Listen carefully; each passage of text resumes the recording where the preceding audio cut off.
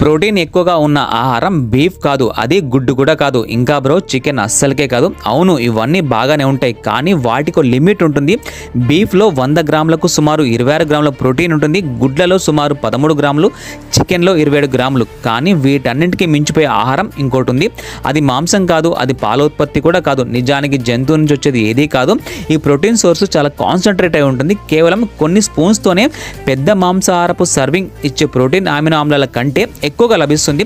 అంతేకాకుండా saturated fat కానీ cholesterol కానీ ఉండదు. ఇందులో ఐరన్, మ్యాగ్నీషియం, యాంటీ ఆక్సిడెంట్స్, ఇంకా శరీరానికి కావాల్సిన ముఖ్యమైన అమినో యాసిడ్స్ చాలా ఉంటాయి. ఇవి కండరాల రిపేర్కి, హార్మోన్ల ఉత్పత్తికి, రోగ నిరోధక శక్తికి చాలా హెల్ప్ చేస్తాయి.